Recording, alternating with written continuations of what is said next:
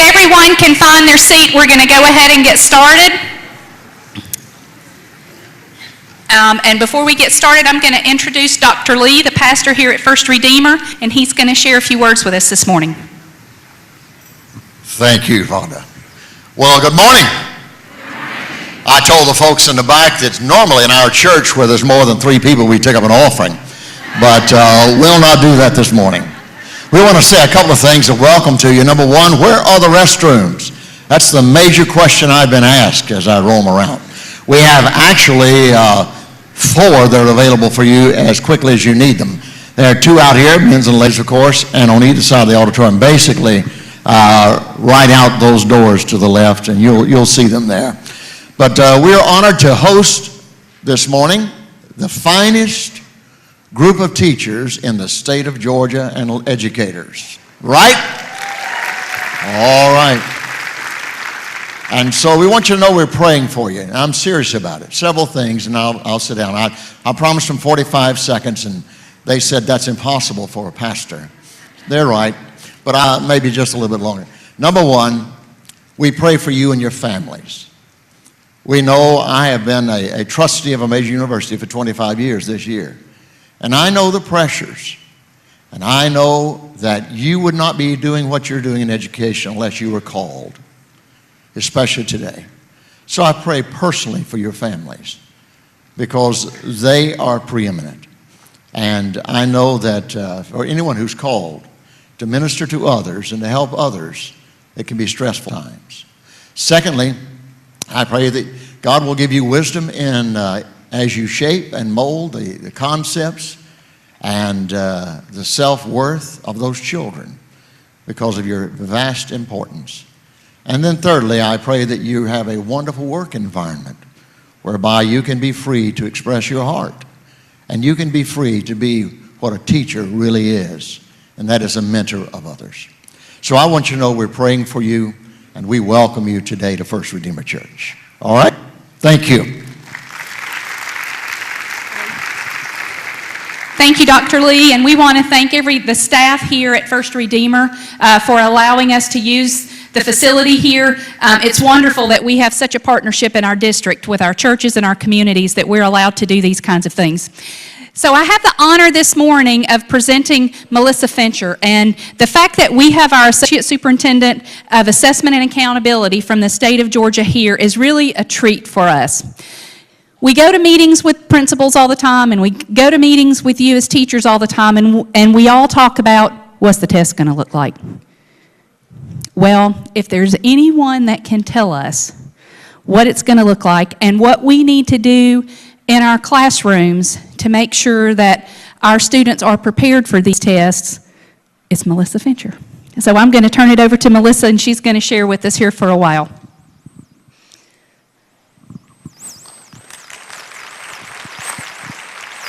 Thank you. Good morning. This is a lovely facility, sanctuary. I'm happy to be here, and I hope that you will feel comfortable asking me questions. I tend to be very informal in presentations, and I get as much in going out and talking to folks about the assessment program as I hope you get from me. It's really important for me to hear the questions, particularly from teachers, to understand what's going on, what the perceptions are about the assessment program, and it just helps inform the process.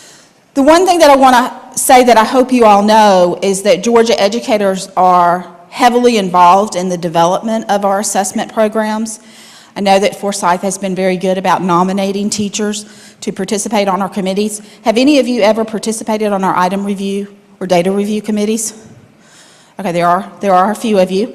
If you ever get the opportunity or if you're interested, please just let Beth know because we solicit nominations of teachers every year. Every summer, we have about 300 teachers convene for the CRCT. You review the items, and you ultimately make the decisions about which items show up on Georgia's assessments. We typically do item reviews for the EOCT programs in the summer as well as in October of each year. So items are seen by committees of Georgia educators no fewer than 2 times. And those educators make the decisions about whether those items survive and ultimately are eligible to be selected for inclusion on our test.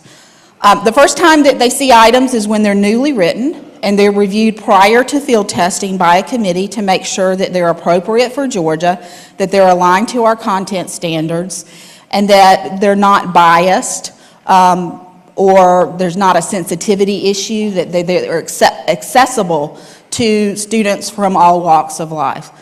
Then the second time teachers will see items will be after they're field tested. And you'll look at the item again for all of those things such as alignment and appropriateness, but you'll also look at the performance data with the item. So you'll see how many students selected the correct answer, how many students selected each distractor, what were the misconceptions, that type of thing. And it's a fascinating process. I love to sit and look at how items function. And then only at that point, after an item has been approved by the Committee of Georgia Educators, is it eligible to be placed in our bank for operational use. So it's a very important process, and it's very important that you know that Georgia educators drive the assessment program. Next slide, please. So there are three things I'd like to talk to you about today, and the first is the transition of the state assessment program to measure the Common Core. You are implementing the Common Core in your classrooms this school year, and the state assessment system will transition to measure the Common Core. And we'll talk about that, what that means, and I'll show you some sample items. We are transitioning. We did not do a complete new redevelopment. You remember when we transitioned from the Quality Core curriculum to the Georgia Performance Standards, we redeveloped both the CRCT as well as the EOCT. We actually redeveloped the high school graduation test as well. We're not doing that this time because we're in a 2-year period while we wait for the common assessments, the PARC assessment, and so it didn't seem fiscally responsible in this time of crisis that we're experiencing as a nation to really redevelop a test that would ultimately be phased away. So the second topic that I want to talk to you about is PARC, and that is the common assessment that is being built by a consortium of states. That is going to be a game changer for us in this state, and it's very important that we have information about that assessment system now. Even though 14-15 seems like it's a long way away, we all know that we'll blink and it'll be here. But because it is such a game changer for our state, we need to start thinking about it and preparing both ourselves and students for it this school year. If we wait until the fall of 14, it will be too late. There's major change coming in the way we assess students. And the third thing I want to talk to you about are the Race to the Top resources that we're building for assessment. Those resources are available for all educators in the state. I know that Forsyth County is not a Race to the Top district, but everything that we do is in assessment is available to all districts to support. And we're trying to leverage this opportunity with Race to the Top to provide resources to help us implement the Common Core and prepare ourselves for PARC. So, and then again, any questions that you have, I hope you will feel free to ask. So next slide, please. I have to remember I'm not in control of the clicker. So let's talk about the transition to the Common Core. Next slide, please. We are transitioning. I hope you know this. There for a while, I tell you I would get about 15 emails a day. Yeah, we're really not transitioning, are we? You know, we hear we're really not doing it. We hear that the test is still going to be GPS. That started to wane a little bit, and I hope that's a good thing. Indeed, we are transitioning. The items that will be seen on the assessments this spring are aligned to the Common Core. Now, as I mentioned a few minutes ago, we're transitioning. We're not completely redeveloping. So there are a couple of things that we know we have a little bit of disconnect about. I need to be open and honest with you about that. One thing is the fact that Georgia has a separate reading and English language arts assessment and for the CRCT. And we know that the Common Core really integrates reading with text and with language arts. So students are writing in response to text. But our assessment system currently isn't set up to do that. So we're trying to transition it, bring some of those concepts into the language arts so you'll see more editing, that type of thing, less strict grammar in terms of identification, but how words function in sentences, what purpose they serve, that kind of thing. But again, there's still a little bit of disconnect there that we need to understand, and I'll show you some sample items in just a second. Everyone knows that the Common Core is implemented in language arts and mathematics. Science and social studies will continue to be assessed via the GPS. I get about 5 emails a day asking about that. Well, what about the Common Core for the science and social studies content areas? And of course, there is a consortium building common science standards. J.C. Aguilera in our office is very involved in that. He's our science coordinator. Social studies had originally started out trying to build common standards. I think that's fizzled a little bit. Social studies folks really like to debate content, and I'm not quite sure, but that's, I think that's been put on the back burner. So we will continue to have science and social studies assessments based on our Georgia performance standards. PARC will be implemented again in 14-15. So some of the literature that you've seen about the Common Core mentions field testing for the common assessments and piloting. We actually will be doing small pilots this spring. We have a couple of systems in Georgia that are doing item tryouts for PARC as of next week. And then we'll be doing some more broad level piloting just in small pockets across all of the consortium states in the spring. And then full field testing next school year. And that will be a standalone field test. So it won't be part of the CRCT or the EOCT. It will be a standalone. There's a possibility that your system will be selected to participate. The good news is that unlike when we have to do standalone field tests in our state, we have the luxury of sharing the burden, shall we say, with 23 states now. So 22 other states will be involved, so Georgia won't feel the pain of having to interrupt the instructional day as much, given that we can spread the burden of that field testing. So again, PARC is on the horizon, but we will still continue to assess our students with the state assessment system in the interim.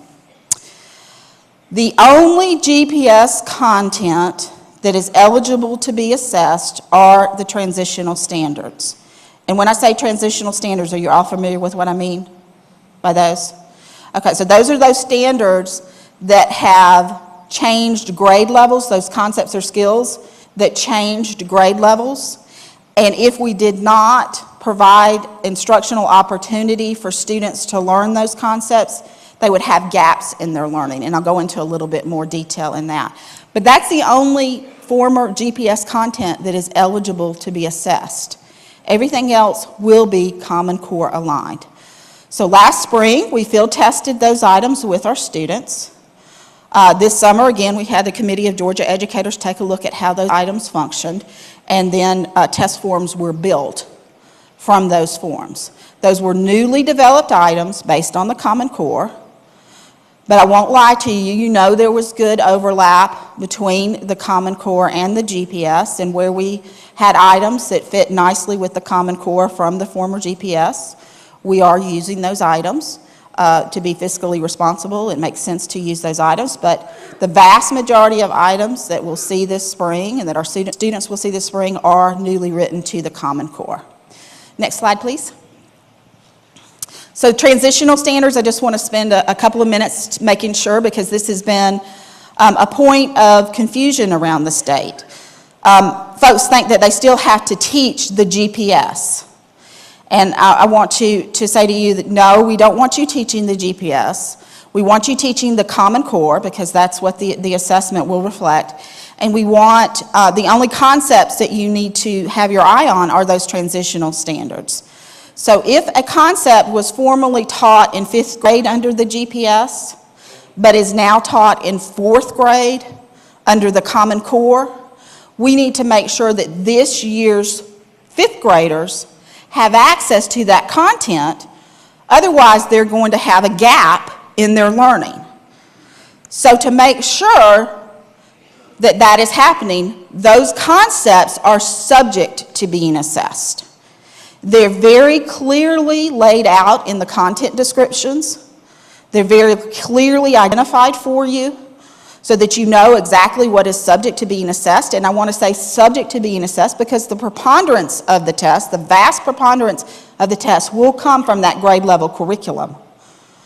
But the transitional standards are subject to being assessed. So there'll be a sprinkling of them. They will not be the preponderance of the test. Now, what we did within the content descriptions is we described those concepts and skills in their Common Core nomenclature, so that, again, teachers didn't have to go back and look at the old curriculum. So the GPS and the Common Core were very well aligned when you looked broadly across all grades. But when you looked at individual grades, there were some shifts. So when you go to the content descriptions, and hopefully you've seen those, you'll see those transitional standards, and they'll be written in their Common Core designation. But they're those concepts that were formerly in the GPS at a higher grade level. Does that make sense? Okay, next slide, please. So in language arts, we call them language progressive skills, and they're those common skills that we use every day. Language arts is skills-based. We're still learning concepts we learned, or we're not learning, well, some of us are still learning, myself included. We're still using those concepts we learned in kindergarten and first grade. Subject-verb agreement, pronoun antecedent agreement. So we apply those skills every day, but we apply them to more complex situations. So concepts and skills that are introduced in lower grades are subject to remain being assessed in higher grades. So if you'll go to the next slide, in the content descriptions, I believe it's on page 24 or 25. My eyesight is getting really bad in my old age. Yeah, 25. There's a table that lists those concepts that are subject to being assessed across grades. Subject-verb agreement. But again, we're going to assess it in context and in an appropriate context for whatever grade level. So we would not ask students what is wrong with a sentence such as the ball are red in terms of subject-verb agreement. That would not be appropriate for 8th grade students. They're going to be more complex sentence structures, and really with the Common Core, it's a refinement on language use, word selection, communication. And again, when I show you some sample items in a few minutes, you'll see that. But again, these are the concepts that are subject to being assessed across grade levels, and so it's very important that you are aware of that if you're not already aware of it. So the next slide, please. So in mathematics, again, they're called transition standards, and here's an example of a concept that was formerly in the 5th grade, I believe, and it moved to the 4th grade. So this year's 5th grader, and I believe this is factors, if I can remember correctly. You can see that it's assessed in the 4th grade under numbers and operations. And it's a 4th grade Common Core standard, so there's its designation. But as a transitional standard, it's also assessed in 5th grade, and in 5th grade, it's under the domain of algebra.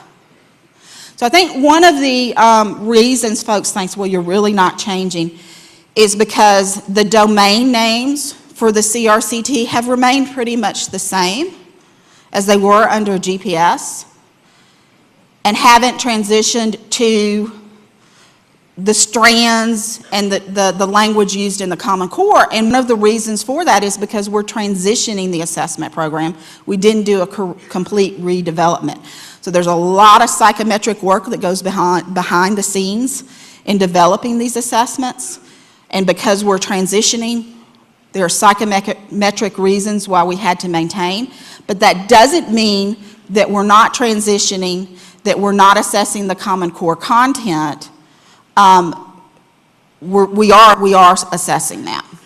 So if we go to the next slide, let's talk about the big considerations for assessment in the Common Core GPS. And in English language arts, the name of the game really is that text complexity.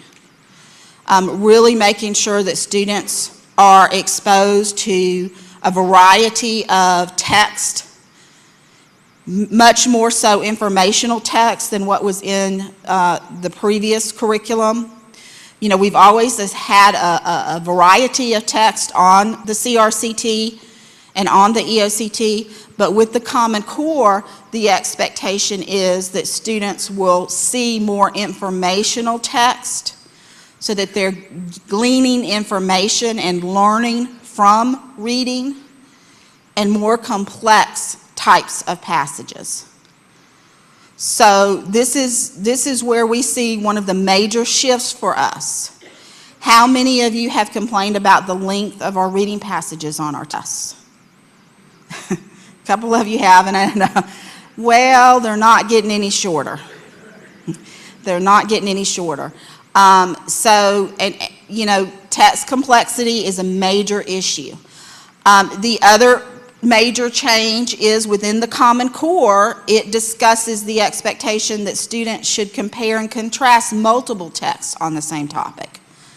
So this year, indeed, there will be multiple texts that students have to read and then answer questions about. And that's going to be different. Students are very used to reading a passage, answering questions, reading another passage, answering another set of questions. There will be times on this year's CRCT that students will be required to read 2 passages and then answer questions. And there will be questions that are singular for each passage, so they just apply to that passage. And then there will be questions asking students to compare and contrast the 2 passages in terms of how the author presents the information and what the differences are or what the similarities are. So that will be different than what we've had. And it could be a passage or it could be a poem, you know, different pairings of types of passages as well. So it's very important that during the instructional day now, we're providing students with that opportunity. And I can just imagine in the classroom during the CRCT, there's going to be some groans from students this spring. But text complexity is huge for us, and one of the tools that we have is the Lexile. You do receive a Lexile for every English Language Arts assessment that is administered both CRCT and the EOCT. Within the Common Core in the appendix, there are Lexile bands that students should be reading at each grade level in order to be on track for college and career ready, and those have been mapped out. Basically, they looked at the textbooks for credit-bearing coursework, introductory coursework in colleges and universities, as well as training manuals for careers, and they determined what the complexity of that text level was, what the reading demand was, and then kind of back map that through the grades. So if you haven't familiarized yourselves with the Lexile bands that are expected within the Common Core, I strongly urge you to do that, and I urge you to do that if you are a math teacher, science teacher, social studies, whatever teacher content area you are. We need to be familiar with Lexiles. It's how students access information through reading and finding that good match so that students can understand the concepts that they're reading about. So that's just one tool. There are lots of great text complexity rubrics out there, but that really, for us in Georgia, is a major shift for us. In math, we've been through the ringer in the state of Georgia. We've increased the rigor significantly with the Georgia Performance Standards, and we are ahead of the game somewhat, and that since the GPS came online, we've been embedding those mathematical practices into the content and really integrated that. And on our items for every year that we've assessed the GPS, we have aligned not only to the content standards, but also to those mathematical practice standards. So there are many states that have not done that yet. I'm sure that you've noticed that the reading demands on the mathematics test have increased with the GPS because those are situational problems that students are asked to solve as opposed to straight computational. There's very few just straight computational items. Everything is situational based, applying mathematics to real life problems. And that will continue with the Common Core. So we need to make sure that, again, students are getting those opportunities to encounter mathematics in real-life situations and not just straight computation. Computation remains important. The other big shift for the Common Core is evidence-based in language arts. And this is where I'll talk about in a few minutes when we talk about some piloting of formative items we've done. Students are so used to just identifying what is the main idea, who did what when. They're not used to citing the evidence from the passage that justifies that conclusion or that inference that they make. So the Common Core takes it to the next level. What is the evidence from the passage to support whatever statement you're making? And our students in Georgia are struggling with that. They like to answer the questions and move on to the next ones. And I'm going to show you some data that's rather alarming. And that's why I'm saying we've got to start moving our state now to be ready for PARCC in the future for performance-based. So let's take a look at a couple of items. Next slide, please. This is I want to go back if you don't mind. I'm sorry. The other thing I really want to encourage you to do is if you haven't already looked at the NAEP released items. How many of you are familiar with NAEP, the National Assessment of Educational Progress? They have an item tool on their website, and these are really very rich items in language arts, math, science, and I think there are some history items as well. If you haven't availed yourself to those items, I strongly encourage you to do so. Many of them are performance-based, open-ended. You can cross-reference those items, like you can look for harder items, easy items. It's really quite nifty, all the things that you can do, but they're very rich items. There's writing prompts out there, really good passages, as we're looking for examples of good passages. Now, don't be hindered by the fact that NAEP is assessed in 4th, 8th, and high school. If the content is good and appropriate for whatever grade level you teach, use it. If it's not appropriate, make an educated decision not to use it, make a professional decision. But we sometimes get hung up, and even with our online assessment system, we really get hung up on the grade level designation of an item. Knowledge is not discrete, and it's not bounded by a grade. So if an item is good and appropriate to use in a grade other than the grade in which it's tagged, it should be used. There are really good U.S. history items in the 4th and 5th grade social studies item bank that could be used for high school to prepare students, particularly those students that are still struggling with the Social Studies Georgia High School graduation test. And interestingly, that particular test has become the gateway in our state. That's the test that students struggle with the most. And it's not a factoid test. It's basically talking about the influence of history on decisions, the influence of events on history, those types of things. But it's not, what year did Jefferson write the Declaration of Independence or anything like that. There's very few factoid questions. But again, don't get hung up by the grade level of content. If it's good, free yourself and use it. Okay, so sample items. Next slide, please. Sorry, thank you. This is a sample English language arts item. This is a grade 8 item.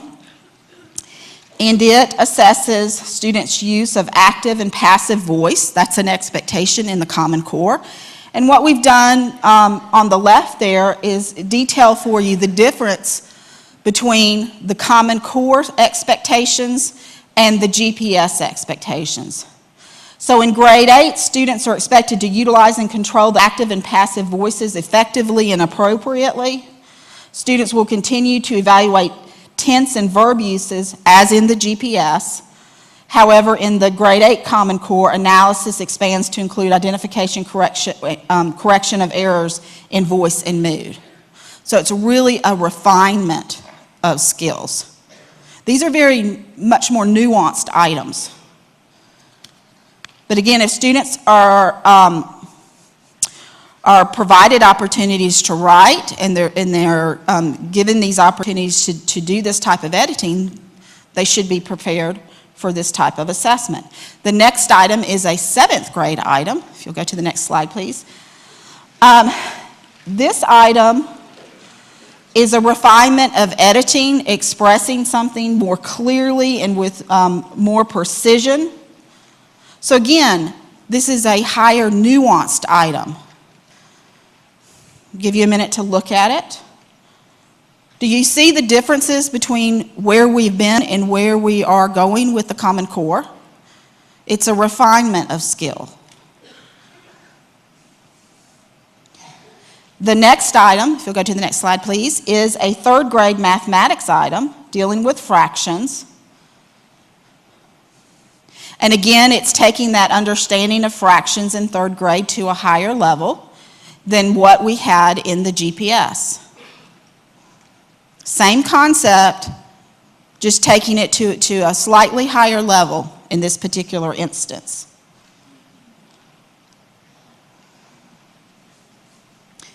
All right, the next slide is a grade 6 mathematics item. The mathematics items are always very interesting to me. This item deals with the volume of right rectangular prisms. And what is the major difference between the GPS and the Common Core is that the expectation is students will recognize and use fractional edges.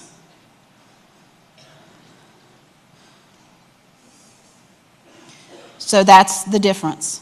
And again, if we're teaching from the Common Core, we're teaching these concepts. And then I believe the final example that I have from you is my favorite one, and this is a grade 8 item. If you'll go to the next slide, please. This is a really interesting item, and this was field tested last year, and quite frankly, it tanked. And at first blush, it looks like a complicated item, but because this is how it was presented to students. In your printed PowerPoint, you already have the triangle drawn for you. But how you see it above here is how it's presented to students. So we're asking students to use the Pythagorean theorem to locate points on the coordinate plane. And if you'll just click next, I think the triangle will drop in. You see how this changes the item? But you see the nuance with it not being there is students aren't familiar that the right triangle can be used in that fashion and that the Pythagorean theorem can be used in that fashion. You know, they're lost, and indeed our data showed that. But the expectation in the Common Core is that students will be able to, will you go back one and take the triangle away? It will be that the student is able to recognize that relationship and go forward. Yeah, there it is. So are you starting to see the differences?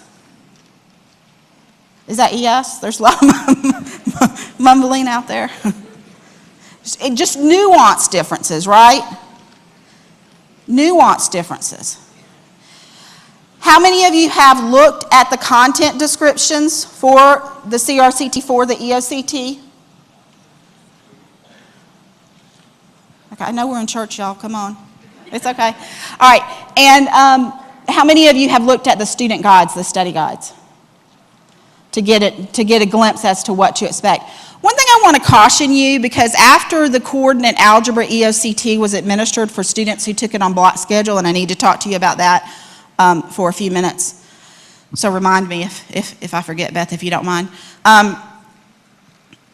One of the results for the coordinate algebra test were less than stellar. I'll just go ahead and say that. 41% of the students, only 41% of students in the state who took it on block schedule, about 12,000 students, achieved the meets expectation. It was a rigorous assessment. It wasn't much more rigorous than Math 1. It was slightly more rigorous. And again, you know, we've had rigor in our math curriculum in Georgia. But the expectations in the Common Core for student achievement are more rigorous. And the cut score reflects that. But again, in my humble opinion, opinion, it wasn't a major shift in expectations. We went from having a raw score cut of about 50% to 57%. But the concepts are different, and if we're not changing the way that we're teaching, and again, this item is a perfect example of that, and giving students exposure to think through these types of things, then they aren't going to be prepared for these types of things that they're going to see and that they're going to be expected to know and be able to do. So I lost my train of thought. Does anybody out there have any idea where I was going? I wanted to mention coordinate algebra, but I wasn't going to go to coordinate algebra. Then I went to coordinate algebra. I forgot what I was going to say. Okay, so yeah. So again, nuanced differences in the expectations with coordinate. Study guides. I was going to talk to you about study guides. So one of the emails, one of the frequently received emails about coordinate algebra really disturbed me. And it was, folks were using the study guides as instructional tools, and they were saying, well, we taught everything in the study guide. The study guide is supplemental. It can't address everything in the curriculum. It is not designed to address everything in the curriculum. It is designed to complement the curriculum and provide a little bit of additional practice and explanation, but it can't cover everything. So again, use the study guides as information, but they're not instructional tools. Does that make sense? You don't teach from the study guides. You teach from the standards. We had at the beginning of the year the CRCT study guides. Student guides were not posted until January. And we got email after email that we need to see the student guide so we know what to teach. And again, those are not instructional documents. The standards, the frameworks, the information that our curriculum division puts out, those are instructional tools. The study guides, the content descriptions are used to inform everyone, both teachers, parents, students, about the assessment, but they shouldn't be taken in isolation. They're not instructional tools. And that is really, really key. And again, with the content descriptions, it says very clearly these are not instructional documents, because there are some concepts we can assess on these types of assessments that are instrumental and critical for students to understand and be able to show what they know and can do on concepts that are assessed. And so if we're only teaching those standards that are listed that can be assessed and not the other very important standards that are supporting and undergird that concept, we're setting our students up for failure. Okay, before I head on to Park, are there any questions? Anybody? I feel like Ferris Bueller. Anybody? Okay, I really do want to encourage you to please ask questions. Again, I get a lot from the questions that you ask, so please don't be shy. And again, stop me if you have a question later on. I'm going to go back, before we switch to Park, I am going to go back and talk just a little bit more about coordinate algebra, because I think coordinate algebra is a situation we can expect to see more of on our horizon. Okay, block schedule, 59%, slightly less than 59% because of a rounding. Students did not meet expectation on that coordinate algebra EOCT. That's a bitter pill to swallow. Does it mean that our students are doing abysmal? No. We're doing higher levels of math than we've ever done. Our students are learning more than they've ever learned. At the same time, the expectations for them have increased. Now, how do we know that that's a valid indicator of where our students are? Well, we have a couple of signals, and this is something that we really consider carefully as we're building these assessments and as we're working with educators to set the cut scores. And that's another thing that you need to know, is those cut scores are set by another committee of Georgia educators. They go through a very detailed process, analyzing the test, to determine how many items a student must answer to meet or exceed. Cut scores, once a cut score is set, it typically stays until there's a major transition. There are some shifts in raw scores, and that has to do with the equating purpose or process. Test equating is the process by which you equalize different test forms so that students are always held to the same expectation. And any changes in student performance we can attribute to changes in student learning and not characteristics of the assessment. So every year we have a new test that's comprised of new items. There can be differences in the overall difficulty of the test based on the set of items that comprise that form.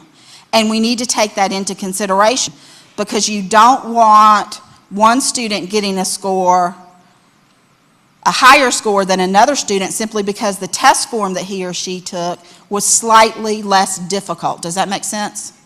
So you adjust the raw score cut. There's something in the background, I'm getting all whatever on you, I'm sorry, called theta, or theta as we say in the South, theta, and that stays the same. But the raw score cut will vary usually within 1 or 2 score points from form to form. Have you ever noticed that those raw score cuts fluctuate? Have y'all noticed that? When you look at the CRCT or the EOCT, we get emails every spring. And then, of course, they're blogged about in the AJC, and we're accused of monkeying with the cut scores. But it's a statistical process of equating. It's very valid, it's very careful, very controlled. And you're adjusting that raw score cut based on a metric that does not change to account for differences in the difficulty of the test, so that again, you can say that students are held to the same standard regardless of when they are assessed, whether they were assessed in 2010 or 2011. They were held to the same expectation. Does that make sense? So that's a very important process. So the coordinate algebra was a brand new test. It was not a test that was transitioned from Mathematics 1 or GPS algebra. It was a brand new test written on brand new standards, and therefore standard setting was conducted, and the results are the results. Again, we have a couple of signals to say we think we're in the right ballpark. One is student performance in Georgia on 8th grade NAEP in mathematics. We have about 30-something% of our students in 8th grade math proficient in NAEP. Only about 38% of our students are proficient. Now again, that's it's a representative sample of Georgia students, but that's not what we would like it to be, right? And then the other signal that we have is information from the SAT. If you look at the results of the class of 2012 on the SAT, about 72% of the class of 2012 took the SAT. So really good sample of students. A large majority of the students in that class took the SAT. Of that 72%, 43% achieved the college-ready benchmark on the mathematics SAT. So again, we have a couple of signals that say this is how our students are performing. And so again, while it's a harsh reality, the results of that test, we think we're in the ballpark. We think we're in the ballpark there. So again, these are the things that we look at and that we take very seriously. If we did not feel that that test was valid or appropriate, we would have delayed its implementation. You remember that we delayed the implementation of Math 1. We had concerns about what we were seeing. So we delayed it. We did more field testing. We would have delayed it here. We did not have those same concerns. We think this is where we are. We think this is accurate. And this is where we are heading. We can expect more of this, unfortunately. But I think if we know this, we can prepare ourselves.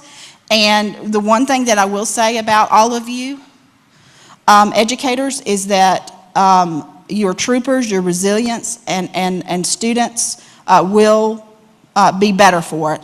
and we will improve. We have seen drastic improvement from when we implemented the GPS, and we will see drastic improvement as we implement the Common Core as well. So let's talk a little bit about PARC. If you go to the next slide, please. And next slide. And so PARC is a common assessment that is being built by a consortium of states. We are now 23 states. You may have read recently that Alabama, who was a participating state in PARC, has decided to withdraw. And so we're 23 states. Smarter Balanced is the other consortium of states that is building a common assessment. And this common assessment is, of course, based on the Common Core in I was going to say science and social studies, but it's in English, language arts, and math, not science and social studies, because we don't have common standards yet in science and social studies. So again, English, language arts, mathematics, 14-15 is when we will implement PARC. 14-15, it's swiftly approaching. And if you'll go to the next slide. I hope you've all seen these slides. This is an abbreviated slide. You know, PARC has different assessment events scheduled throughout the school year. We can't decide. I think these graphics were originally set up to be clipboards, but we've had an argument within PARC that we think they look like salt and pepper shakers as well. So we refer to them both ways. But you've seen all four, right? So you know that the first two are formative and optional. And then there are two components that will comprise the summative assessment. And that's a major shift for us. These two components will make one test. So I want you to think of it a little bit differently. You know how for both the EOCT and the CRCT we have Section 1 and Section 2? It's a little bit like that, but they're going to be spread out in time. So the performance-based assessment will be administered at approximately 75% of the instructional time.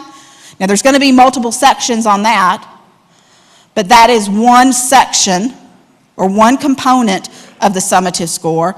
And then the end-of-year assessment will be administered at approximately 90% of the instructional year. Those two components will be combined and a student score will be derived. It will not be the case that you will receive a score from the performance-based and that you will receive a score from the end of year. No, they're two components of the same test. Does that make sense? So they both have to be present to get that student score.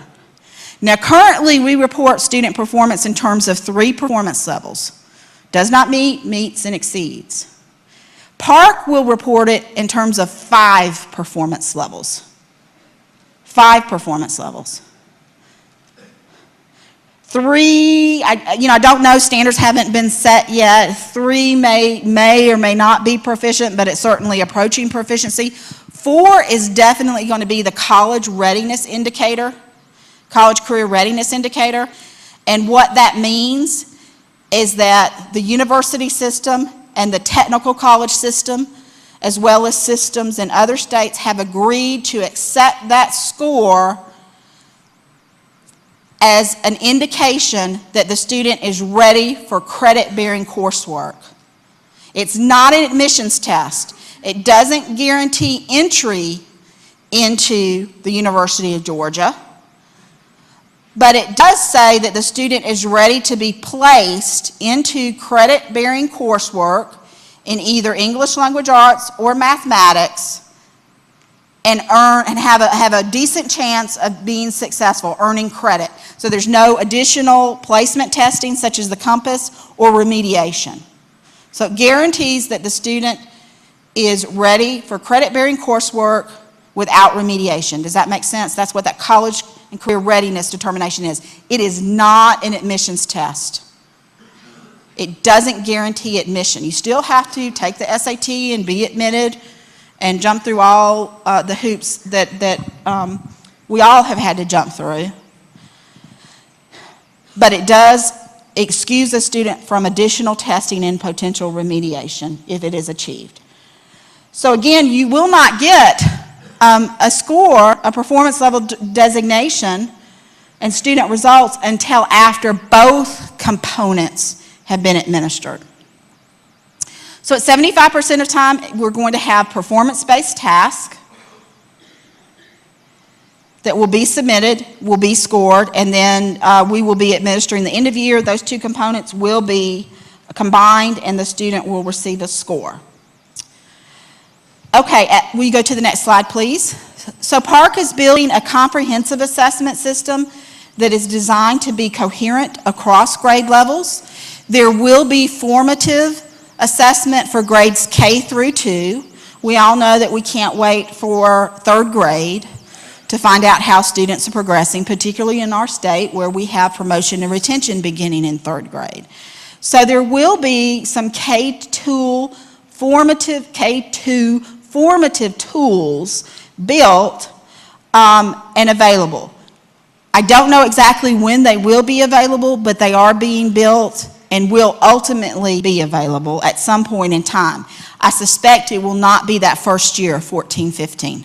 I suspect it is most likely going to be the 15-16 school year, because right now Park is really putting its effort into that summative assessment to make sure that we have a very robust, technically sound summative assessment that assesses the full range of the Common Core. In grades 3 through 8, we will have assessments. And does everyone understand that Park is building assessments in grades 3 through 11? 3 through 11. So at the high school level, Georgia has had 2 EOCTs in English Language Arts and 2 in mathematics. Park will have 3. There will be a 9th grade, and the names of these courses have yet to be determined, 9th grade, 10th grade, and 11th grade. And it's that 11th grade test that will send that college and career ready signal. But at every grade level, prior to that, we're going to get an indicator of whether the student's on track to be college or career ready. So that's going to be very exciting. We're going to know in 3rd, 4th, 5th grade whether students are making progressing through the curriculum sufficiently to be ready for college and careers after graduation. So again, it's that 3rd year. So then the next question is, well, is Georgia going to build a 3rd assessment, EOCT? And what's the answer to that? No. We're going to wait for Park, so we will not be building a 3rd course EOCT assessment in English Language Arts and Mathematics. We are going to wait for 14-15 with Park. But we are building formative tools for those courses. Okay, so if you'll go to the next slide, please. In terms of the focus of the system, again, we're trying to build coherence across the grade levels, and the standards were certainly written to have that coherence across the grade levels, or that vertical articulation, if you will, and then anchoring everything in what it means to be college and career ready. So for English Language Arts, there's going to be a balance of literature and informational text, and really for us, the shift is more informational text. And you're going to see that on this year's CRCT. And you're going to see that a little bit on the EOCT as well in 9th grade Lit and American Lit. We have always had informational text on our test. You'll see more of it. How many of you have seen the content weights for the CRCT and the EOCT? You saw the shifts in the percentage of instructional, or excuse me, in the percentage of informational text. That was increased, and it's gonna, we're transitioning, so it's increased some this year, and it's gonna increase more next year. Okay, because we're shifting the program, transitioning the program. So that emphasis on, or the balance of literature and information, and then the focus on text complexity. In writing, the emphasis is on argument, informative, and explanatory writing, and research, and then the literacy standards for history, science, and the technical subjects. And those will be subject to be assessed on Park. We all know that we're all reading teachers, It's not just language arts, but what will be assessed on the English language arts will be students' close reading of those types of passages and assessment of their understanding, not from the reading, not prior knowledge or exposure. Does that make sense? So it's the reading of those concepts. The information that they need to answer those questions are contained, or is contained, there's subject-verb agreement for you, in the text that they will read. For mathematics, they're really looking at building that firm foundation and then ratcheting it up through the grade levels so there's coherence and clarity. And we all know that, you know, the typical math curriculum for many years has been a little bit of this, a little bit of that, a little bit of this, and it's been somewhat random. The Georgia Performance Standards was a honing of that. The Common Core is a honing of that as well. And then there's a balance between the procedural and fluency expectations in understanding of concepts. So again, procedural math, fluency with it, and then, let's see, again, the rigor. And again, this is where the mathematical processes come in, modeling and reasoning. Students need to show their work and write about their work. What are the steps that they took? And that's what we see in Georgia. Students are not accustomed to doing that, are hesitant to doing that, and we need to begin that process now of expecting that of them so that we will be prepared. So if we go to the next slide, here we have the claims that are driving the English language arts assessment for PARC.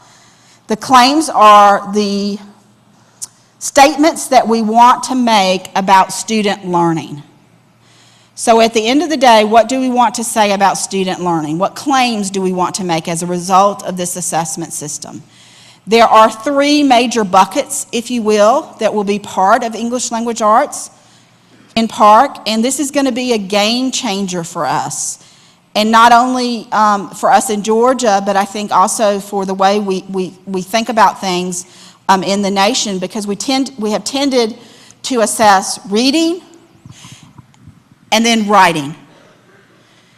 Well, the Common Core has the expectation that students write in response to text that they've read. So we will get a reading score, we will get a writing score, and I'm really excited. We're going to have writing at every grade level. And we're going to have multiple pieces of writing. So it's not at certain grade levels like we currently do it. It's not a one-time shot like we currently do it. There's going to be multiple opportunities for students to write on this assessment. And from that writing, we are going to derive information about their comprehension of what they've read, as well as their writing skill. So we're going to be scoring that writing for reading. Does that make sense? Because they've got to cite the evidence that they've read. They've got to justify the inferences, the claims that they're making, the summary, the integration. They've got to justify that with evidence from the passage. And from that cited evidence, we can get an idea of how well they've comprehended the text. We can also get clearly an indication of their writing skill. That's a game changer. We need to start embedding those opportunities now. Because what we're seeing, and again, I'm going to show you an example from our formative pilots. Students answer the question and move on. That is not going to be proficient in 14-15. That is not going to be proficient in 14-15. And then there's research. That's the other third bucket, research. So reading multiple texts on a topic and then synthesizing and comparing and contrasting and integrating that information in the form of research. And then you have some other little strands there, that go in, that feed in reading literature, reading informational text, vocabulary, written expression, and then conventions and knowledge of language. Okay, let's go to the next slide, please. Okay, so the claims for mathematics are a little bit different. In grades 3 through 6, there are 5 buckets, if you will.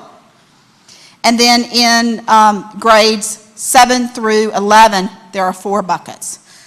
So, the first bucket is that major content. Do you know where the major content that Park will focus on in mathematics is discussed? It is clearly identified for you. Have you heard of the model content frameworks for Park? The model content frameworks will identify for you what's the major content and what is the supporting or additional content. So those buckets, if you want to know what is the major content in 3rd grade, you go to the model content frameworks. If you want to know what is the additional and supporting content, you go to the model content frameworks. Model content frameworks are critical. They serve as the bridge between the standards and the assessment. So they serve the same function as our content descriptions. Our content descriptions outline which standards are subject to be assessed, where they're going to be placed in terms of the domains, and kind of what it means for assessment purposes. The same thing is true of the model content frameworks. They serve as that bridge, and so if you haven't availed yourself to those, strongly encourage you to do that as you're implementing the Common Core. Even though we're not assessing exactly in that manner yet, they give you a good understanding of what the expectations in the Common Core are. Now, yes, they are heavy documents. They're about 100 pages, but you can print out what you need for your grade level. You don't have to print the entire document. So again, you can go in and print the page ranges that you need. I would suggest that you look at the entire document, and I know you don't have copious amounts of spare time, but look at them and be familiar with what comes before and what comes after. So again, we've got major content, we've got additional support content, we've got the mathematical reasoning as a bucket, and we've got modeling practice. And then we have fluency in grades 3 through 6. Okay, resources, if you'll go to the next slide.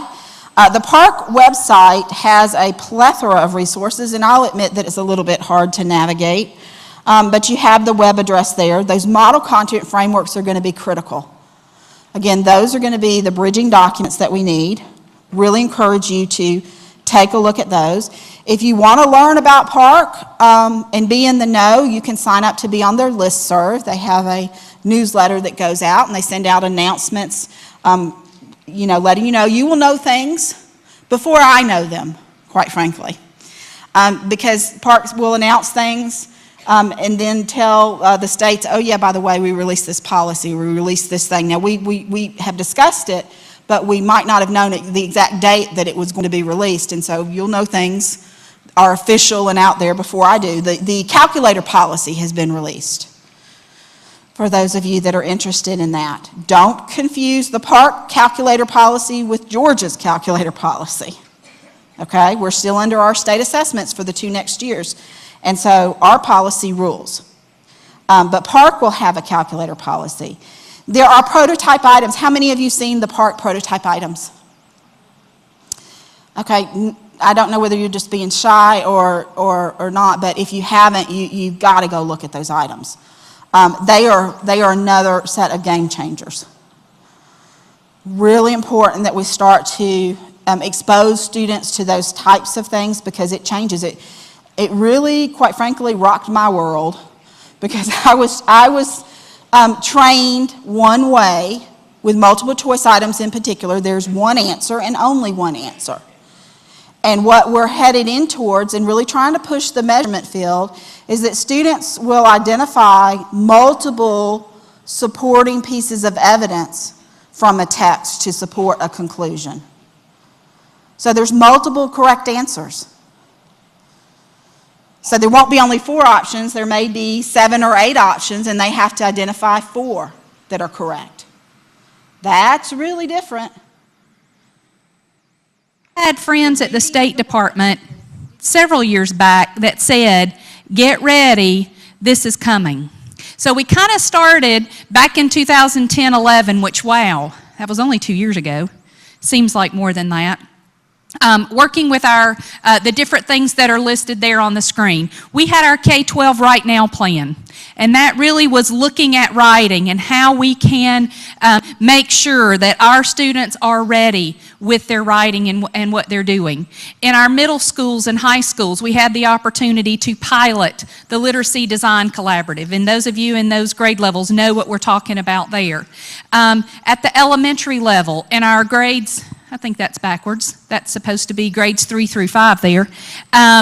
We worked with our math frameworks and developed frameworks for grade levels 3rd through 5th grade. And we also started the gaps analysis, going out to the schools, making sure that our schools are meeting those standards of expectation in their schools. Then, you can go to the next slide, please.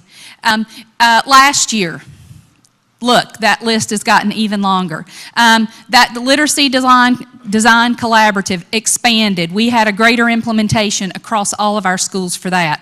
The math frameworks expanded K-12 with the curriculum in the high schools with our Math 1, Math 2, Math 3, and that kind of thing.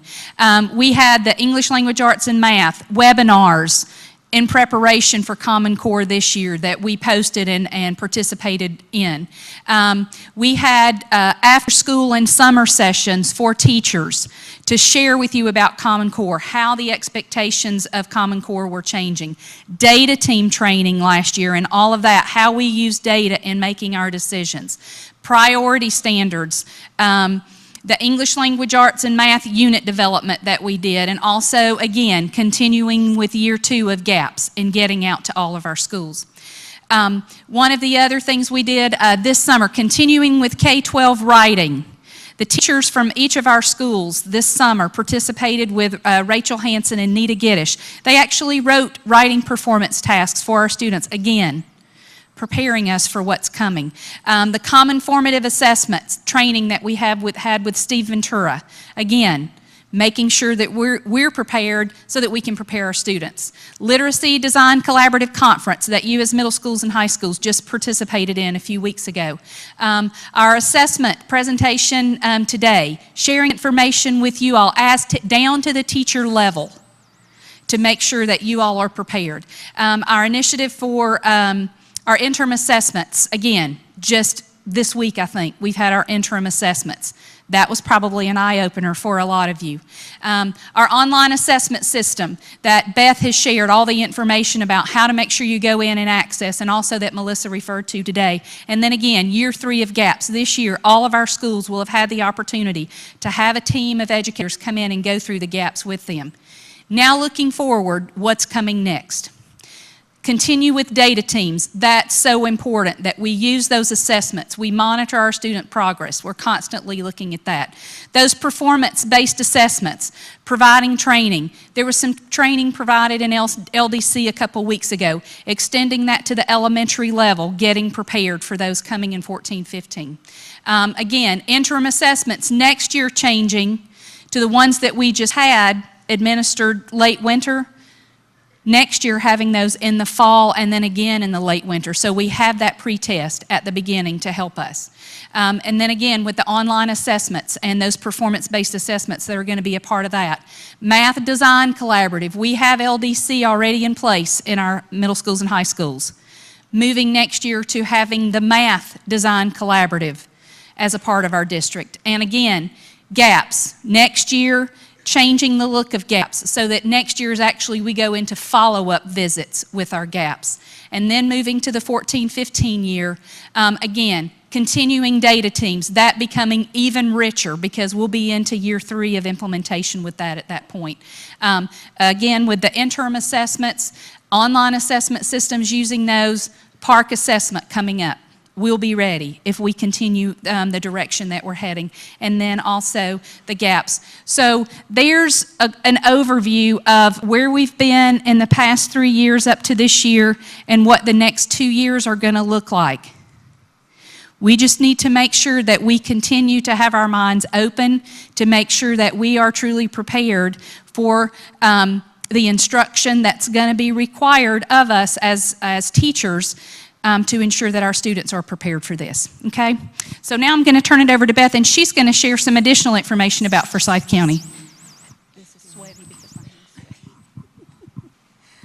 Good morning. We are going to end on time, and those that know me know that I love to talk, so I will try to be concise. Fonda just took you through all of the information regarding curriculum and how we've tried to position ourselves. I want to try to take you through just very quickly how we're positioning ourselves in assessment. So if you'll go to the next slide for me, please. Just as a reminder for what Ms. Fincher said, this year our assessments will follow CCGPS in GKIDS, GAA, CRCT, CRCTM, and EOCT. So everybody should be teaching CCGPS because those assessments will assess on those standards and the rigor of those standards. The writing assessments for this year and next year will remain on-demand prompts. They'll be exactly as they have been for the many past years. 2014-15, they will no longer be. And as well, the revised assessment resources were posted. Melissa Fincher talked about those, and I'm going to reference those a little bit later in the slides. So if you could move on, please. The park assessment design was four-pronged. Melissa shared that. I've got this one presentation slide that I think kind of shows everything all together. And I'm not going to go back over what Melissa talked about. She talked specifically about park and what it will look like in the future. I want to talk a little bit about what it looks like in Forsyth County. How are we building to supplement what we're teaching and how we're going to get to park? So if you look where Melissa talked about the formative assessments, that first clipboard would be one that is diagnostic in nature, the multiple choice exam. It would be given as a pre-assessment in the beginning of the year. We have interims. Those interims will pose as our formative diagnostic. So in the beginning of next year, that will be our diagnostic. Then we have the mid-year.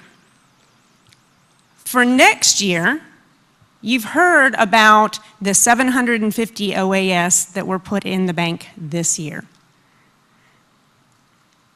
There will be 750 more or plus added next year. We will have access to all of those, and we'll want teachers to be utilizing those as the mid-year, if you will. It won't be anything as linear as the interim, but we'll work on what we're going to be working with teachers over the summer in training on how to give a performance-based assessment, how to approach a performance-based assessment, how to score a performance-based assessment. So that will be kind of a little bit more nebulous in next year. The third clipboard is the state mid-year. By that point in time, we will be giving a performance-based assessment from the district office. So the clipboard that's formative, schools are going to take care of that, and we're going to guide you in that. But in the third clipboard, where it talks about the 75% test, we're going to try to mimic it. We're just going to put out one. You'll either get a math or an ELA, depending on your grade. But we're going to try to mimic it, to try and roll y'all into it carefully. At the end of the year, you'll have your CRCT or EOCT. So that's what your next year looks like. Then we'll come into the 14-15 school year, and at the beginning of the year, we'll have the interim diagnostic. At the mid-year, 50% will probably toss out some performance-based assessments in ELA and math, because At the 75% time, you will be responsible for giving the state assessment, 75%. So we're trying to roll it out for you. As Fonda has mentioned, as Melissa has mentioned, as your administrators have mentioned, it's different. There's a lot more to it. But we want to try to ease you in. It's a short period of time to do it, and it's a lot to take in, but we're going to try and work with you, and you'll work right back with us. If you could skip the next 2 slides and land on the next slide. What I have in this presentation are lots of resources. For those of you that are LDC, you got these resources when I presented at LDC a couple weeks ago. But the rigor is coming. For those of you that gave interims, you saw that it was a little bit different than benchmarks. That's the anticipation for the state testing as well, for this year's CRCT, next year's CRCT, EOCTs, and then PARC will be wholly different. If you'll skip to the next slide. As I mentioned before, this PowerPoint has links. This whole section, Resources for Teachers, the administrators have access to it and can put it on a share drive at the school, and you can go into this and link to all these places. I've listed or linked for EOCT and CRCT and writing all the different resources that you would want in the way of content weights, the content descriptions and study guides, so you can go directly here. I do want to ask, how many of you have college-age kids and have just recently sent off a kid to college or have kids in college? This is my first year having a college-age kid. And I'm just going to say, it was different. College preparedness asks a lot of what we do K through 12. Luckily, my daughter went to Forsyth County schools and she was prepared. But the amount of writing in every course was incredible to me as a teacher. Incredible. And it reinforced in my mind as my daughter was going through this what we really need to change to if we're preparing kids for the rigor of college and for the rigor of a career. And that's something we do in the classroom. So it is a shift in how you instruct, but it's going to benefit kids because they're going to be thinking in a different way. They're actually going to be thinking. Over the course of change from QCC to GPS, we have changed so that students are now thinking and applying and synthesizing. And that's what CCGPS is asking us to do. So if you'll go to the next slide, several resources available to you that it's imperative almost that you go visit and play and look at these sites. The PARC resources that Melissa put up earlier, the model content frameworks, essential for you to look at so that you can look at the standards and compare them to what's going to be on the assessment. It's a great overview of what you need to have taught. The sample prototype items, how many people have been there? Awesome. That spot is a great spot to visit because it is so different. It will make you start thinking about, oh my goodness, I really need to change practice in the classroom because I've got to assess in a whole different light. It asks students in a prototype item for ELA to go back to the text and using a highlighter highlight the evidence from the text. It asks students to take and pull questions or statements from the text and put them into a box. Kids have to know how to do that. There are questions that are on the PARC site, but they couldn't develop all of them. So they also have prototype items from the Mathematics Common Core Toolbox. Also, that's the Dana Center. So it takes you to the Dana Center. That's another great site to go to for these types of problems. Math, it's the same thing. Students are having to think through and process questions and show their work. So this is a great site for you to just look at. Again, go ahead, Melissa. I've got it up there. But the one thing that Melissa mentioned earlier about grades, right now the prototype items in PARC, for ELA I think it's 3, 6, 7, and 8, and for math it's 3, 7, and 10. It might have 10, it has 10th grade as well for the ELA. It doesn't matter, just like Melissa said, that there's only 4 grades. Don't go in there and say, oh, they don't have anything for 8th grade. Don't do that. Look at them, and like she said, make a professional decision about the content, or look at how they're stated, what the type of question is, and clone it. You can use those course progressions to determine, or the progression of standards to determine if you can just take a question and take it back a step for a grade younger, or take it up a step for a grade older. So use what you've got. It's great stuff to show kids. If you could move to the next slide. The OAS that Melissa mentioned, imperative for you all to be looking. I loved the question, how do you tell the difference between? You're going to know. You're going to know the difference between the DOK Level 1 questions and the DOK Level 2 questions and the DOK 3 and 4 that are now in there. Those DOK Level 3 and 4 questions are what we should be pushing our students to do. While they're in an assessment item bank, I have to step on my stool at this point and say, please, please understand that when you look in PARC and when you look in OAS and you see these sample questions, you yourselves are going to go, holy cow, how do I do that? So I would never imagine for the rest of this school year or even the beginning of next school year using those for grades in a grade book. That's not what formative assessment is all about.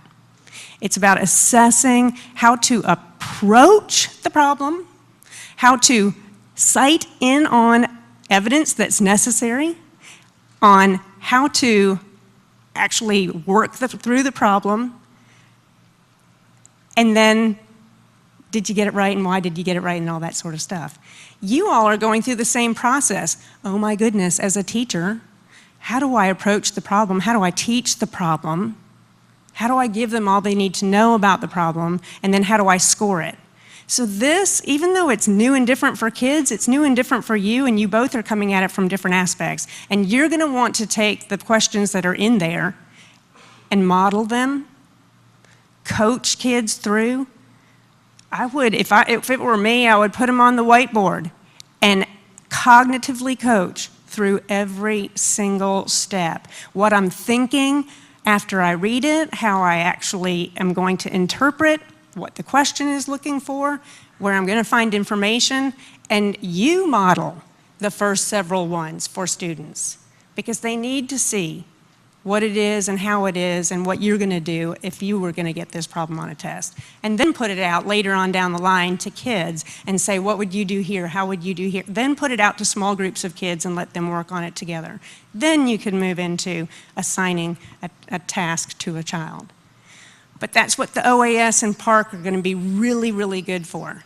NAEP is the next link, and that's another great area. I've listed up here reading, writing, and mathematics, but Melissa's correct. There's U.S. history, there's government, there's civics, there's arts for all the different areas of classes out there. So there's more. There's science and writing. There's lots of different things, and you can go into the sample questions section on the left-hand side, go into the question tool, and she's correct. It has maybe certain levels of grades. However, you can choose whether you want the easy, if you want all grades, if you just want grade 4, if you just want grade 8. So there's a whole sampling of questions, and then you could clone those as you see fit. Next slide, please. Smarter Balanced is what we call the other consortium. It's the one we don't belong to. However, they're doing the same thing as we are. So looking at their site, they've got some really great questions on their site, same as PARC. However, the one additional bonus that you find on Smarter Balanced are the performance tasks. They have actual performance tasks that a teacher can print off and do with the class. It's 120-minute task time. I mean, it's like a full task. So that it's got the pieces of instruction as well as the pieces of assessment so that you could see the whole thing put together. So that's a great place to go. And then at high school level, a lot of you already use USA Test Prep. Keep going to the next slide, please.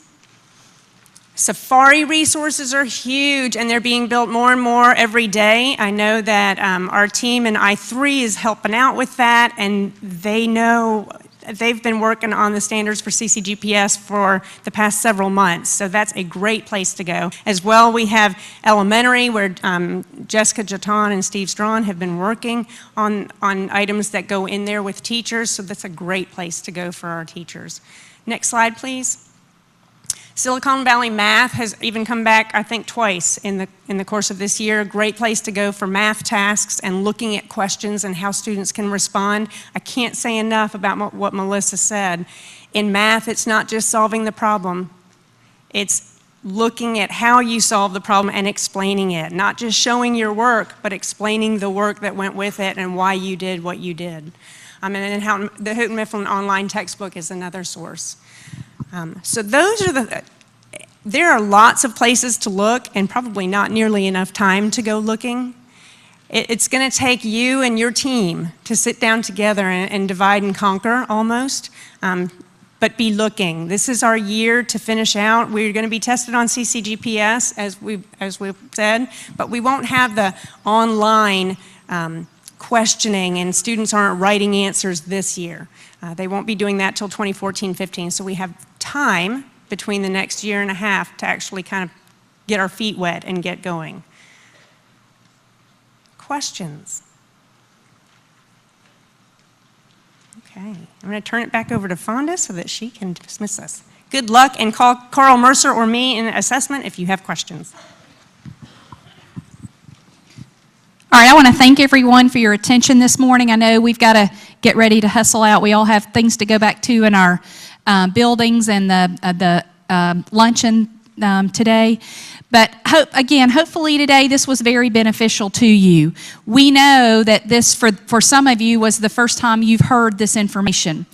So what we're going to be doing, administrators, we will be putting out a survey to you because we fully expect that there are going to be follow-up questions that you're going to want answers to. So we're going to be putting out a survey to you following today. Hopefully we'll get it out this afternoon, or it may be Monday that we get it out, because we fully expect that just listening to the presentation today has elicited some further questions for you. So we want to have a way to for you to respond with your questions, and then a way for us to give answers to that. So administrators, again, be looking for that survey link coming out. Again, thank you for coming today. We want to thank Melissa for sharing with us again. And then also, we want to thank First Redeemer Church for bringing in your, allowing us to come into your facility and providing our service out to our schools for our colleagues to be watching out in our schools. Thank you for your time. Teachers, thank you for all you do for our district. We appreciate you very much. If I could just have a round of applause for Melissa and the church, please. Thank you.